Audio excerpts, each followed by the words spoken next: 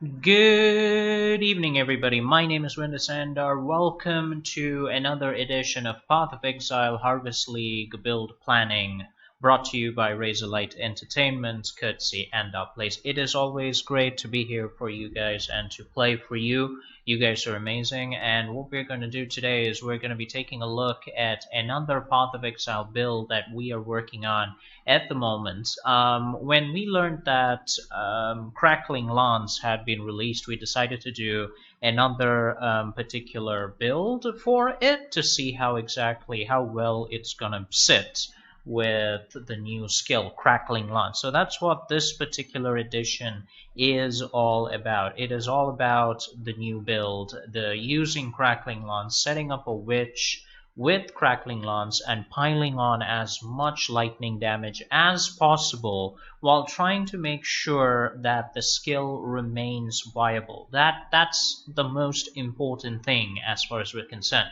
So let's go ahead and take a look at the build as it stands. This is the entirety of the build. You can literally see that it occupies pretty much next to nothing. It doesn't go anywhere.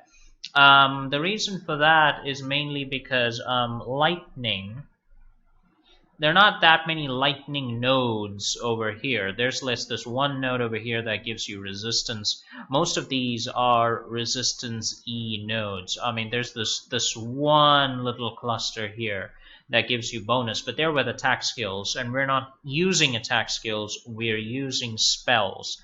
That's right. Today we're going to be taking a look at our witch. That is the witch character with the elementalist ascendancy. So let's quickly take a look at the ascendancy as is my wont, so that I can give you guys the breakdown of exactly where you're headed by level 100. Right? Where you're going is towards, of course, denial of reflected elemental damage. You will also get 40% increased damage of that particular element that you've been hit by. You'll also take reduced damage from that particular element. You will leech elemental damage as life. You will also get elemental resistances, elemental damage boosts, blah, blah, blah, blah, blah. And then you can also take elemental damage, attack, and cast speed increase. You can also go for area of effect increase, elemental damage increase by 75% for 5 seconds. These are consecutive. What that means is the first 5 seconds of area of effect is followed by another 5 seconds of elemental damage increase. But primarily we're going to be buffing summoned golems. We're going to go with golems as our primary minion mainstay, simply because my previous experience with Path of Exile does say that scaling lightning damage, just raw lightning damage off of skills, is not exactly the easiest thing to do in this particular game. The reason for that is what you can see right here. When I typed in lightning, there are very few lightning damage nodes. So you basically have to figure out how to pop up ailments, raise shock damage, literally overwhelm the opponent and force them onto the back foot and take a lot of damage. That is the requirement as far as lightning damage is concerned. So what we're going to do is we're going to pop up a lot of golems. You can normally summon one golem, exactly one, right? But with the elementalist, you can summon an extra golem. You get 25% increased effective buffs granted by golems per summon golem, right? So this is the one golem. Then you also get hold on a moment. Here, you get another golem. So if you're following me on this, you get +1, and also in the skill tree, if you look over here, you have these skill nodes over here that give you extra buffs and also +1 to your maximum number of golems. There is a lot that you can do with this, right? You can summon 4 golems, that this is the normally allowed one, +1 over here, and +2 from the ascendancy tree. giving you a total of 4 golems, which you can expand further using specific equipment, but that is a choice I leave to you based on the buffs that you're getting from your golems. So that's something you guys will have to decide whether you want to go down that particular route. Me, at the moment, I don't feel like going down that route. I'll have to see how Crackling Lance and the other lightning skills really scale based on my knowledge of Path of Exile, and we'll go from there. Okay. So that being said, our 4 Golas buffing us, we get to the actual build here. Now, what is the point of this build? The point of this build is, of course, to get energy shield and lightning damage, right? So we go down the familiar routes. You start getting energy shield and you start getting intelligence nodes. You start piling on as much mana as you can. Now, a lot has changed since the old times of Path of Exile a couple of leagues ago, where you would have more mana nodes about. There are not as many raw mana nodes available. In fact, if you notice here, if I type in mana right now, there's not a whole frick ton. Yes, you're looking at the specific highlights, but remember that's mana specific to certain skills. For example, let me just narrow this down right now. Maximum mana. Now you would actually notice there's been a bigger, wider distribution of mana around the skill tree, right? Over the last couple of leagues. So you can't really pile on the mana as easily as you could before. Nevertheless, you do get a very respectable amount. So no complaining. But this is something that you have to be aware of, right? So everything's been redistributed. If you're coming after 2 to 3 years of an activity, you will find huge changes to the skill tree. So it's always better to look up whether it's Path of Building or PoE Planner. Look up your favorite PoE building service and make sure that you know exactly what you're doing with your Path of Exile builds. So yeah, that's always important to remember and to make sure that you have it on good accounts. Now, on top of that, just a moment here, please. Let me just take a look at. Yeah, it's fine. Yeah, I was just looking for something. Anyway, so getting back to what we're trying to get here, we start getting the nodes that allow us maximum life, energy shield, etc., etc. You start getting spell damage slowly. Very important here, maximum mana and spell damage boost up to 40% based off of your mana. You can even get even more than that. Some of these things you can ignore and finish off towards the end of the build, but primarily you will be getting leech as well. Let me just pull that up for you over here. You're gonna be getting all of these leech skills except for this one. You're gonna be getting the ones over here that you leech energy shield. The reason being the energy shield is the heart of this build. You're gonna leech it off of spell damage to survive simply because you don't have any armor. Now, yes, you can reconfigure this build, remove the energy nodes, go straight for life, go straight for armor. You can do it, but the point here is to see how far we can scale lightning damage and survive off of it well into late game. So we're going to see how that happens, of course, using Crackling Lance and a variety of skills at our disposal. You're also going to get your standard energy shield nodes, as many as you can.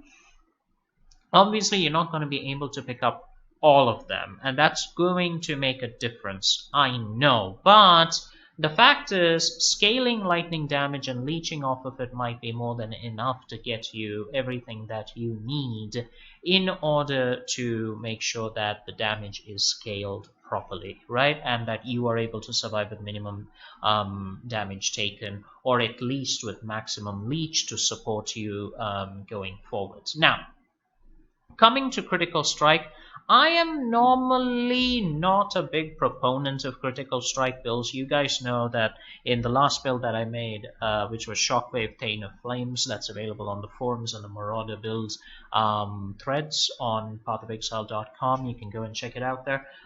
We didn't do any Critical Strikes. I went with raw damage, which was quite low towards the end game, about 30k DPS. It's nothing really, but the build was nigh unkillable. It was an amazing build that was doing T11, T12, T13, red maps. Like it was crazy, right? We were doing an amazing job of it, and it was fantastic. It was amazing.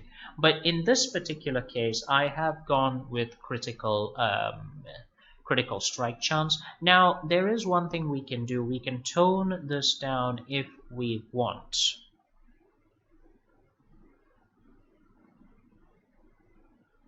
the reason I say we can tone this down if we want is that you can use the skills, you can use the skill points that you're allocating over here, which is a grand 1, 2, 3, 4, 5, 6, 7, 8, 9, 10. You can take all of these 10 skill points and allot them further towards life or energy shield. The choice is yours. You can abandon critical strike completely, live off of the damage that is granted by lightning as well as shock, and that may be enough to take you to the end. So there is a little bit of flexibility over here, not much though, but a little bit that does exist, right? You can go ahead and take advantage of it. Then on top of that, we're going to take a look at shock. Now we've got all the shock nodes. Now I say all the shock nodes, there's not like a ton of it that's available out here. Immediately around the tree we have taken these skills over here, which is 5, 15,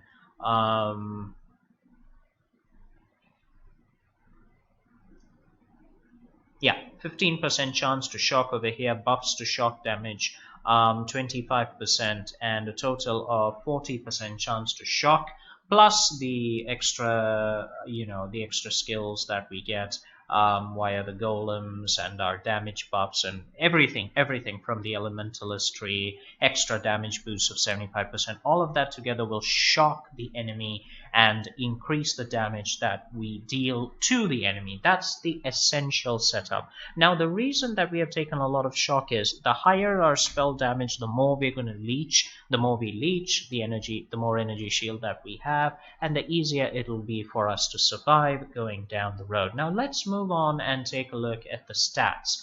By the end of this build, minus proper, rare equipment or unique equipment as you may like to mount on your character, we have 505 intelligence, 84 dexterity, 94 strength. That should be enough for running most of the skills that you want to run, and especially for lightning skills, it is more than enough. You have 1.5k life. That's a bit on the lower side, which is why for those who are comfortable with a bigger buff, you can get rid of the critical damage aspect of your skill and shift to maximum life and energy shield. There are about 8 nodes available, guys. Remember, you can shift over there and you can buff these two stats quite a bit. That being said, you do have 2.6k mana, and as I might have mentioned earlier, if I did not, I'm sorry about it, we have taken mind over matter, which is damage taken from mana, right? So if we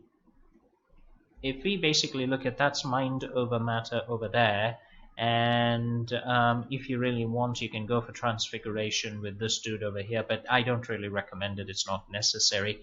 30% should be more than enough. That is 30% of the damage that you suffer is taken from mana before life. 2.6k mana, it's enough. I mean, it's fine. It'll do the job, because despite having no armor and pathetically low evasion, what you have is 6.4k energy shield. You have 6,400 energy shield. Just absorb that reality for a moment. Okay, you have that many energy shield points to guarantee that you can take a pow, you can take a massive pounding and survive it, right? You will not survive getting into melee range and staying there with 100 mobs beating the crap out of you. You are not going to survive that. I'm sorry, but that is not going to happen. That's just the nature of this build, right? What will allow you to survive is to stay out of their range and blast the living daylights out of them using lightning. Plus, remember, you will have 4 golems to tank the enemy while you blow their heads off with your lightning skills. You ought to be able to accomplish it without any problems. That's what I believe. You should be able to do it. Yeah, unless you suffer a massive lag spike, which certainly is possible, in which case I recommend just warping out of there, teleporting out, using whirling blades, what have you, whatever you prefer. Use a moving skill and get out. Don't wait in one place and allow the enemy to smack you. That is not the purpose of this build. You have 0 armor. None. You have something by way of blocking spell damage, but again, that spell damage does not translate to attack damage. That's not the point, right? You smack everybody from far away. It is a ranged build, period. Now, coming to resistance, these are the resists that we get from yellow equips. You can play around with this as much as you want, but one of the things that we have decided to do is to completely buff our lightning resistance as much as we can over capacity. It's 162% right now. You can go further than this, you can go higher than this. It's entirely up to you. I would say with flasks and everything, you could probably get about 200. Speaking of which, let's look at the flasks. We're going to be using the coruscating elixir or ruby flask, which is, hold on a moment, I need to look at something. Coruscate. Okay. Well, knowledge from Google. So coruscate is the correct pronunciation. We're going to be using the coruscating elixir in order to prevent chaos damage from bypassing our energy shield during its effect, which will last you 8 seconds. If you're still fighting the same encounter after 8 seconds on a map, there's something wrong with you. Just like straight up. One encounter should be like 1 or 2 seconds with scale damage, otherwise the lightning skills simply don't work. Move on, right? This also gives us something like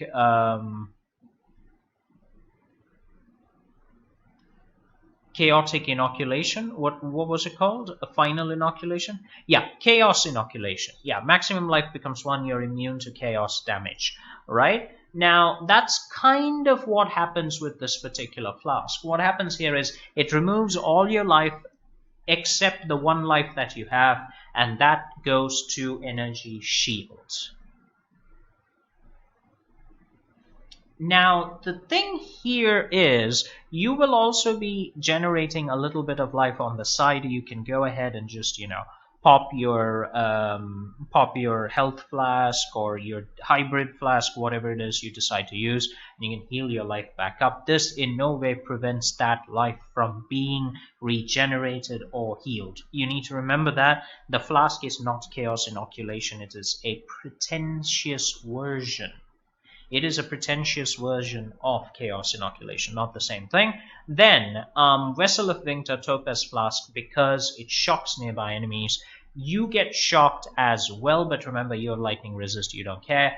You also get 90 lightning damage added to your spells. You get 20% of lightning damage leached as your life. Obviously, if you Ghost Reaver from any of the Timeless Jewel skills, you'll be able to leech Energy Shield instead. It's really up to you, but you should be able to survive. If you feel that it's just not good enough for that particular purpose, feel free to dump it and go for any other flask of your choice. And then you have Sorrow of the Divine Sulphur Flask, creating Zealot's Oath. Life regeneration applies to Energy Shield instead, I believe is what it is. Consecrated Ground, again, pretty much the same thing. Well, it gives you life regen, and it also lasts you for 6.8 seconds, whereas Winter's Flask lasts you for 5 seconds. And then you have the Divine Distillate Large Hybrid Flask, which gives you life and mana back. It will also give you 50% elemental resists. It's not really required, but what it does do is boost the elemental resistance for lightning that we mentioned before. It will add 50% to that 162 uncapped, taking it to 210, and that is important, which will tell you why presently. We'll also be using Lavianga Spirit Sanctified Mana Flask in order to recover mana back. So during the recovery of this mana, the skills have no mana cost. This is important. If you ask why, the reason is your mana is also your tank. It's taking 30% of the damage that you will inevitably suffer because of lag or for whatever reason, and it will keep you alive. It will keep your energy shield functional. It will make sure that you have enough to get the hell out, which is absolutely important. Not to mention it regenerates 1785 mana over 7 seconds. You ought to be fine combined with mana regeneration. You should be perfectly fine with that. Now, the order in which I've set these flasks is extremely important. You go from coruscating elixir down to Vessel of Winter, down to Sorrow of the Divine, then Divine Distillate, and then Sanctified Mana Flask. The reason for this, very simply, is that Divine Distillate being the 4th and Sanctified Mana Flask being the 5th means you're going to recover resources very quickly, whereas all the others have certain negative side effects to them, which will then be offset by the Divine Distillate, Large Hybrid Flask, and Sanctified Flask, making sure that you have a higher chance to live. That's very, very important. And when that happens, this build will achieve its fruition. You will also use, you can also make use of Frost Shield in this build, because it will drain energy shield and tank even further damage for you. That's something that I just thought. There's no need to use only Arcane Tempest and Arcane Cloak and things like that. You can use this as well. You can use that to mitigate a lot of the damage, especially in the maps, in order to give you more time to just, keep firing like a mad monkey. You do have those options. Now, that being said, let's take a look at the equipment that we are using over here. Right now, all I have built the whole build around is basically rares. These are all rares that you will get with grinding on any Path of Exile trade system. It's all there. They're quite inexpensive. It's well under 1 exalt. You don't have to worry too much about it. Heartbreaker Royal Skin is a dagger that I set my eyes on because the spells have Culling Strike, and you also get extra spell damage, extra global critical strike chance. But you can change this for anything else. There is a sword that gives you about 600 lightning damage, not to attacks, but just flat lightning damage. You could go for that as well. 1 to 600, of course, it's not just one value. It is a range, but you can add that straight into your lightning skills. That is another option that you have. So don't restrict yourself. We have helmets and we have armor. This is all customizable, really. Just make sure that you pack on energy shields. That's one of the required modifiers. You can add intelligence stat in order to make sure that you have sufficient intelligence. I've not even done that in many of these equipment. You can actually see it's quite a low modifier overall. You will be able to find much better boots, much better weapons. I've purposely put this on the lower side so that we will have an idea as to how effective the build is with affordable equipment and how effective it can be going forward. So chaos resistance on your ring, just to cap off the chaos resistance and exclude the chaos flask from being used. Now, the one piece of equipment, and this is the shield, yeah, pretty much generic stuff, really. This amulet is very important. The reason being, the Voice of the Storm Lapis amulet gives you critical strike chance increased by lightning resistance uncapped. Yeah, it actually takes the entire lightning resistance that you have, which is pretty much why we've taken the lightning resistance uncapped up to 200%, right? If anything changes and that's not the case, then of course we can scale back down, but then again, it's equipment choices. It also triggers lightning resistance on hits, so no, I'm sorry, it triggers lightning bolt when you deal a critical strike. Now, we already have a massive critical strike chance. So dealing a lightning bolt in addition to all the lightning damage that you're doing, it's just free lightning damage. You're just piling it on, piling it on, piling it on, piling it on, piling it on, which is amazing, right? So this is what you're going to do. These are the basic equipment that you can use. Feel free to add in whatever you feel is required to make your build stronger. And remember what I said, you can actually forego the critical nodes altogether. If you wish, use a critical charge, critical hit support gem, and take all of that and add it into energy shields. In fact, if I was to show you guys how much you could get by reclaiming those 10 critical shield nodes, you would actually notice, just a moment.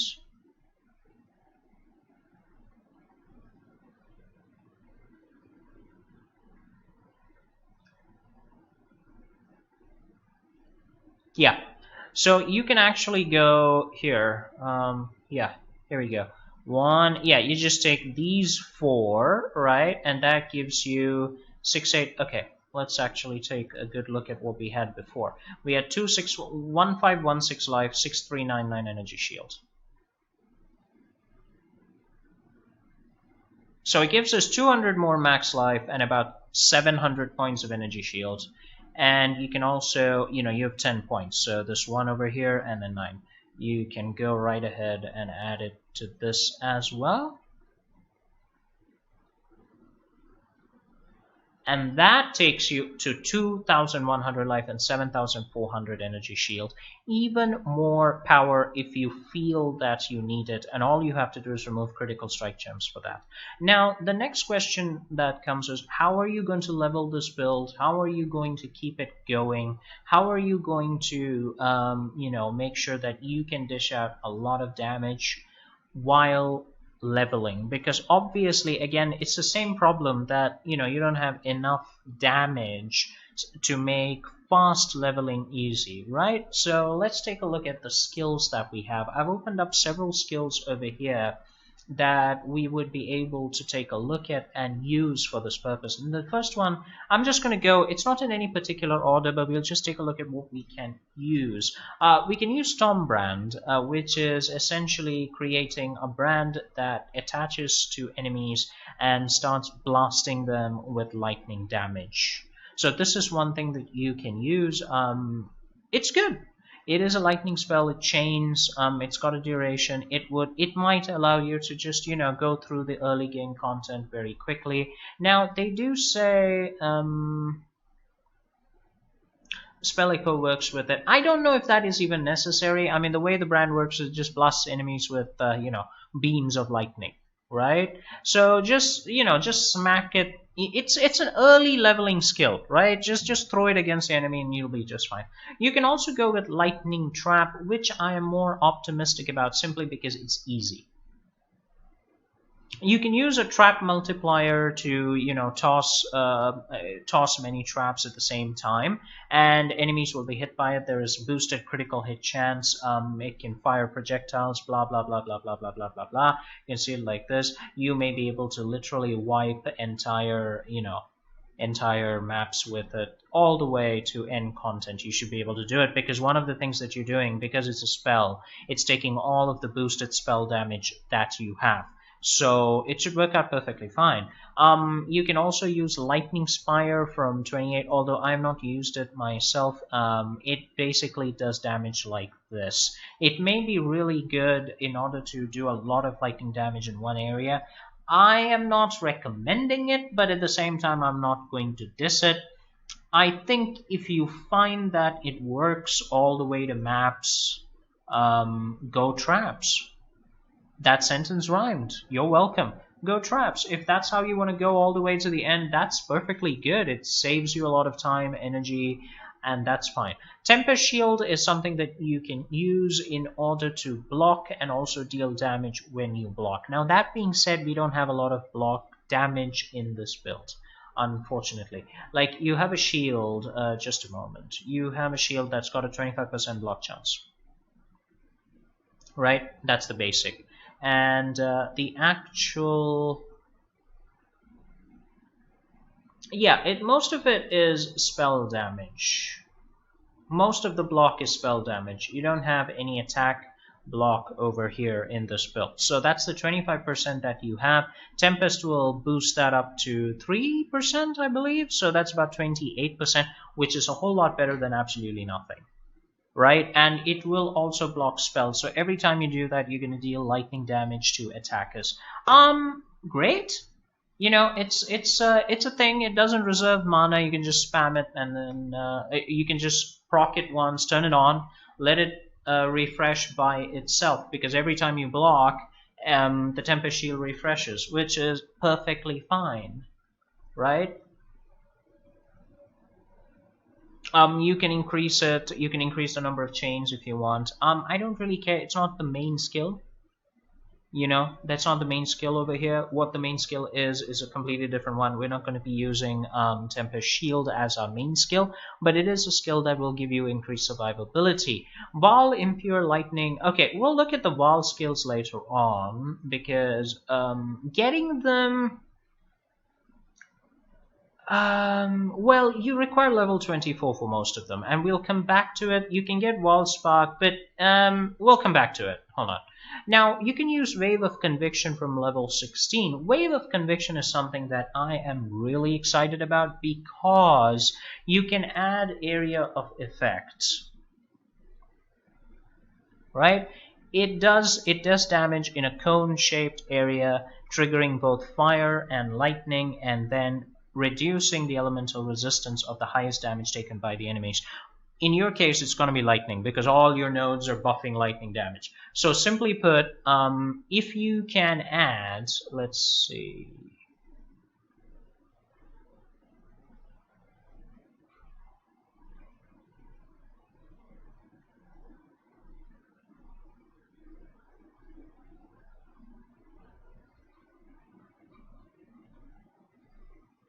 Yeah, so you can use area of effect support, increased area of effect support. It's going to cost you a little bit more mana, but it will allow you to damage enemies in a wide area, and it's level 16.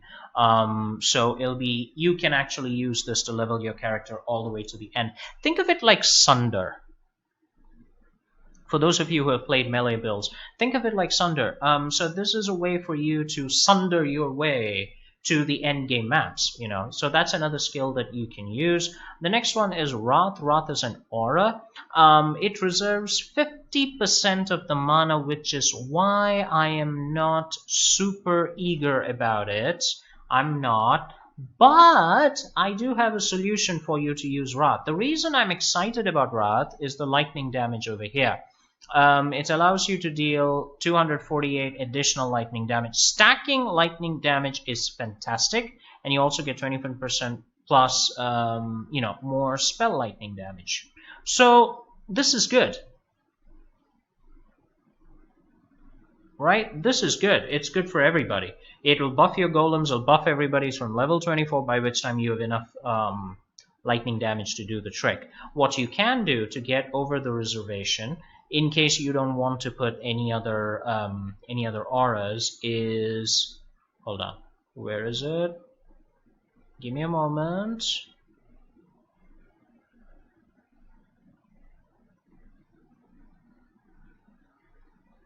Oh, come on. Where's the bloody thing when you need to find it? Just a moment.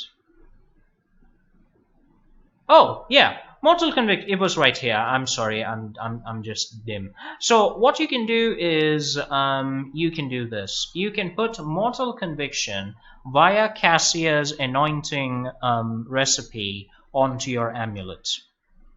Simple as that. What this will do is give you one permanent non-banner aura that does not reserve mana. So you can't use any other aura, by the way. So from you, that is. You can't have any other aura. This is a permanent aura.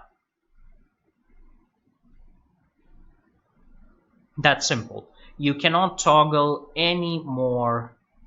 Yeah, you cannot toggle any other auras. You can still use guard skills and stuff, but you can't toggle any other auras. So this is good because it will add Wrath, and it will basically allow you to kick the bloody hell out of enemies. So this is another thing that you should be looking at. You also have Shock Nova from level 28. My recommendation, don't use Shock Nova by yourself. Don't self-cast it. Trigger it. Trigger it. Now, you may not be using this with traps because traps are self-triggered, right? You can use it with Wave of Conviction. You can use it on cast on critical strike support, cast on critical strike in order to trigger the spell. But again, the whole idea is to maintain a distance, a fair distance from the enemy. So don't trigger this on yourself. Trigger it via your golems.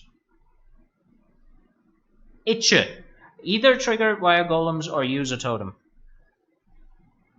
Much better way to do it. Much better way to handle it. Yeah. Hold on. Let me just take a look. Cast on critical strike. Yeah.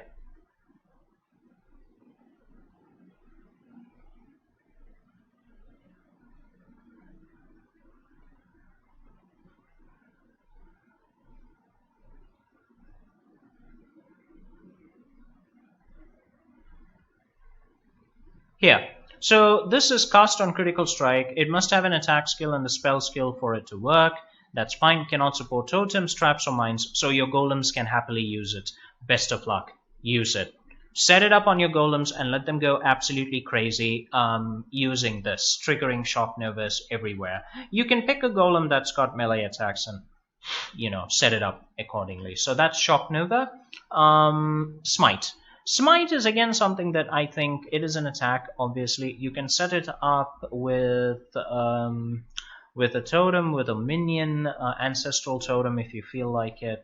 It actually gives you an aura that grants 19% chance to shock. It adds another 220 added lightning damage. So there are all of those things which give you a major buff to your lightning damage. The way that you would probably trigger this is again not by yourself. Don't put this on your main character to trigger, because if you do, that means you are in the melee strike range with the enemy, and if you're in the melee strike range, you're screwed. Literally, because this build is not going to mitigate a lot of physical damage, right? You're going to take it, and then you're going to die pretty quick. You may survive one blow, but not more than that. And if there's lag, you're going to die to it, so don't. If you can put this to trigger on, again, on one of your minions or something, that would be much better. How you do it is up to you, but if you do have this, it's an added aura on top of everything. Here we go. You can actually use Ancestral Call support, is this?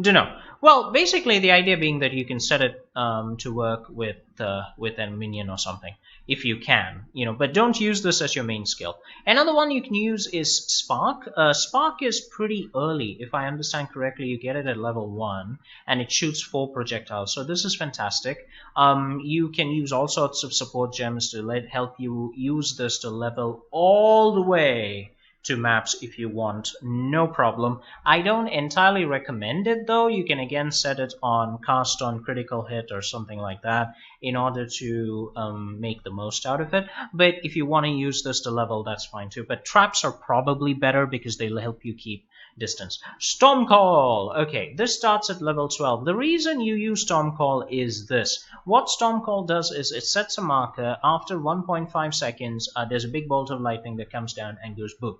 Right? Now, what this does is it also detonates several other markers in the same area. This is basically your boss hit weapon along with Crackling Lance. It will also be very useful at the end game because you're going to be using this to bang it to literally pile on immense amounts of lightning damage on your enemy. So that's why you would do it. This is, yeah, so you can just keep track of the skill. You need not use this to level, but you can use it in order to take care of a lot of mean, nasty bosses that you will encounter, who may make your life a living hell temporarily, you know. So this is a good way to get through that. Now, these are the golem that you can summon. I am interested in summon Chaos Golem because number one, we can have 4 golems. 4. Which means that we get 4% additional physical damage reduction. That's per golem.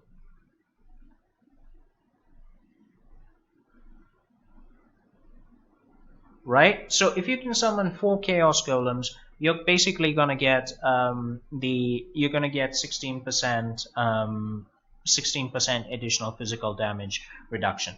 In the off chance that you cannot summon more than one of these, you can, if this modifier does apply as a hard limit and you can only summon one of these golems at a time, you cannot summon more than that, then you will still be getting up to about 100% or 120%. I don't have the complete calculation. You would get all of those buffs from your ascendancy and skill tree golem buffs. So there is still a great, it's still a great idea to actually summon one of these. It would be pretty awesome to keep these. You can summon the ice golem, obviously, for the critical hit chance. You know, it's that simple. In fact, let's just take a look. Summon many golems. Okay.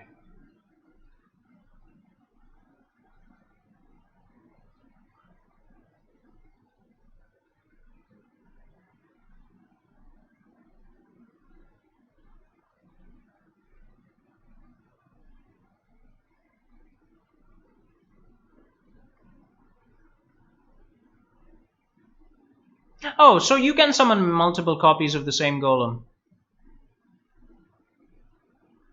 But the buffs do not stack.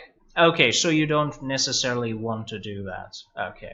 Okay. So what you want to do is, the buffs will not stack, but you will get the ascendancy and skill node buffs. So you want to use that as much as you can. Yeah.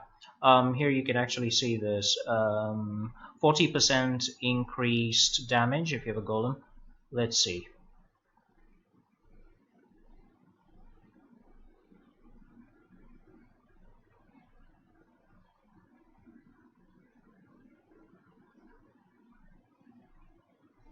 Yeah, so the bonus, you'll basically get the buffs straight from the skill tree. You're not going to get the buffs from anywhere else. So that's important to remember, right? So if you're going to look at the golem buffs over here, you can actually see 70% increased buffs.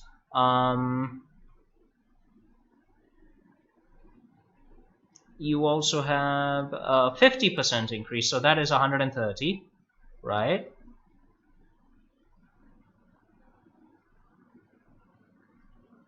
$50 per summon golem. So that would be 54, 50 into 4, 200%, 270%. Let's not look at the damage. I'm not looking at the damage right now. 270%, and that's about it. So you're going to get 270%. Flat, right? You're going to get 270% of the buff granted over here. So 270% of the Chaos Golem's 4% damage reduction. That's still about roughly 4, 8, 12, 14 to 15% physical damage reduction. Very good. Have that, and you also get the critical strike chance of the Ice Golem. So that's another thing that you can summon. You can summon the Lightning Golem because it has got a Lightning Aura. It's also got cast speed and attack speed. You can summon all of them, and that's great too. So there are a lot of golems that you can pile on, stack onto this build in order to get indirect buffs to your existing lightning damage witch, right? Your lightning damage elementalist. All of that will allow you to survive and do better as you keep hammering Crackling Lance and your lightning damage builds. Now let's take a look, and your other lightning skills. Now let's take a look at some of the support gems. You will use Innovate. That is not a choice. Use Innovate because it adds a crap load of lightning damage. It gives you a chance to shock, which is a great thing. It also grants more lightning damage by itself. Amazing, isn't it? Use it. Then you have lightning penetration support. Okay, here's the thing.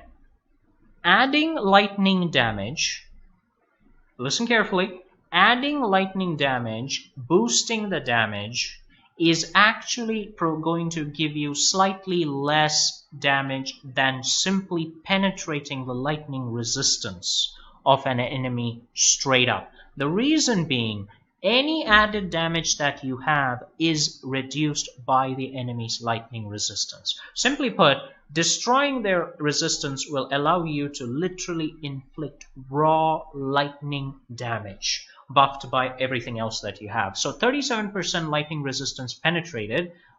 We also have a little bit of that built in over here. Yeah, so we have the 6% penetration over here from our skills, which means we get 43% lightning penetration. Take it, please. That is important. Then you have Orb of Storms. Use it in order to get a buff. A buff in the sense that, you know, as you cast spells inside it, you will, how do I say this? You will be able to get additional lightning damage support. It's not lightning damage increase, but it's the storm orb, the orb of storms firing at the enemies around you, and that is just additional damage, right? You can actually you can take that with, just a moment. Here we go. You can actually take that, but oh no, sorry, not Harvest League. Hold on. Alternate quality, heist gem information. Okay, from here. You can actually combine winter, you can combine storm orb and winter orb if you feel like, but just orb of storms with this baby right here. Frost shield, obviously, which I said you should have, but we'll come to that in a moment. The sigil of power. Now, the reason you will use this is you can get 4 stages, right, of lightning damage additions, 141 lightning damage per stage, and also 19% less damage. It's not 19% less physical, it's 19% less damage flat, period. And then you can also basically spend a lot of mana to boost your lightning damage, and this is fantastic. So 4 stages, that would come to 564 lightning damage added maximum, and 28 to 564 lightning damage added. That is fantastic. Use Void Spear simply to bring all your enemies into one place and lay the smackdown on them. Nothing more. Don't expect anything more from this. It's got a cooldown of 10 seconds. Do not expect this to be a main damage skill. And then use Frost Shield. Reason: Frost Shield will drain about 3,600 energy shield, I believe, in order to mitigate enormous amount of damage. Combine this with Frost Sigil of Power when you're dealing with too many mobs and you're not quite sure how to, you know, survive that particular encounter. You can use this to clear them out really, really quickly. And of course, there's Crackling Lance. Don't use Flame Wall. It is true that any spell that you cast through Flame Wall will get added burn, the buff will get added to them, blah, blah, blah, blah, blah. But I really don't think... It is a viable strategy, it is, you can use it, but it takes a gem slot, right? And it's doing fire. You're not actually basing your build on fire. You could, but that's not the main purpose. It's all about lightning and blue special effects. Crackling Lance, this is the main skill. It starts, well, I'm not really sure where it starts, but the max level is 70. It's probably level 20. I would be surprised if it's available at level 12. Either way, it deals 737 lightning damage. It's got one of the highest minimum damage levels in Path of Exile for a lightning skill. Notice 246. All the others that we have been looking at, it's just 100 or 50 or 20 in terms of minimum damage, right? The maximum damage, again, is nothing spectacular. There are other skills that do 1,500, etc. But this skill does boost minimum damage quite a bit. It has built-in intensity. The higher the intensity as you shoot, the lower the area, or the lesser the area of effect of the skill. At the final stage, maximum intensity, it's got the highest damage, but it's basically a straight beam. It's essentially a boss cannon. Think of it like a Gundam warship firing its ion super special killing cannon or something. That's what it is. It does more damage with hits and ailments. You could essentially combine it with flame walls if you wanted. That's not the point of this build, but you could do it. You could do it for a maximum, you know, just amassing a crap ton of damage on the enemy. If you can convert a flame wall from fire to lightning, that would be also pretty awesome. Yeah. I don't think... Crackling Lance is not a projectile skill. So pinpoint support is not going to help you pretty much with anything. Ailments, it's not really one of those things. You can use elemental penetration support along with lightning penetration support to penetrate even more, like maximum lightning resistance, just deliver a huge amount of damage straight to the enemy. So combine all of that and you would go pretty far, I think, with this. But don't use Orb of Storms as the main damage spell. Use it as a way to separate the main area where the enemies are from yourself. While your golems tank them, the Orb of Storm smashes them, and you just start, shooting lances and destroying the enemies. The next one is physical to lightning support. Would you use this? Not really. You can go with a very high DPS melee weapon and just start piling on the damage. So, for example, you take the Axe of Calm. Hold on. Yeah. Calm's Primacy. Take this, for instance. It's got a huge DPS, right? About 491 physical DPS. You take this, you get Culling Strike, Yahoo, and you use this and convert from physical to lightning. You can do it that way. It is a possibility. If you're doing that, though, if you are doing that, you can use Smite as a melee skill and pile on armor and life instead of energy shield. You would have to rework the build from energy shield to armor and life. Possible? Yes, you can do it. And still use lightning skills. That is a possibility. Purity of Lightning is an aura. You would not be using this if you are setting Wrath as a permanent aura with 0 reservation. It would be impossible, right? Because this is also a permanent aura. You can use Val Purity of Lightning instead. Arcane Cloak is a guard skill. Take it, please. 75% of the damage from hits is taken from the buff. I do believe that it spends mana to buff itself, right?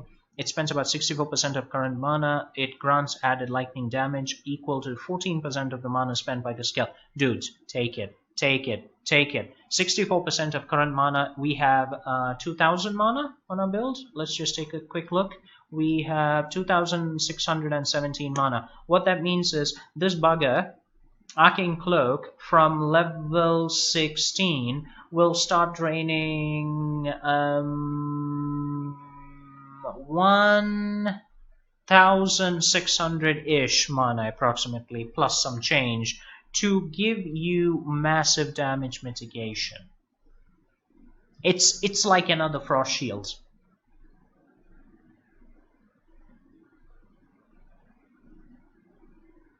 And the cooldown is just 4 seconds. It's great. Get it. Use it. You can add on things like Arcane Surge support and things like that. Use it as it works, Use whatever works accordingly.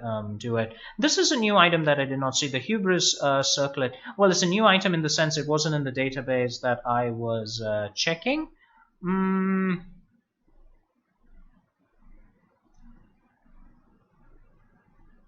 You could use it as a circlet if you wanted. It's your choice, really. It is your choice. But you will have to look at your resistances. That's what the equips are mainly doing for this build. They're adding resistances. Arcane Cloak is a must. Get it. Added lightning damage support. Great. If you have maximum penetration, which is the most important thing, get that.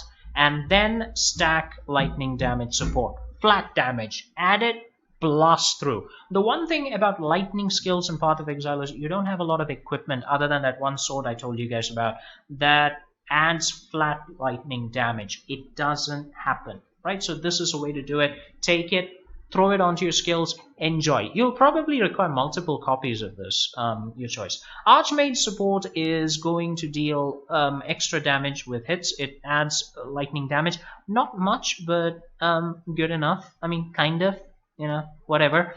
And then what it does is it takes 6% of unreserved maximum mana as the spell cost, right? And then if the actual if that value is higher than the current spell cost of the skills, now obviously it would be, because 6% of our unreserved maximum mana, 2600, right, would be close to 100.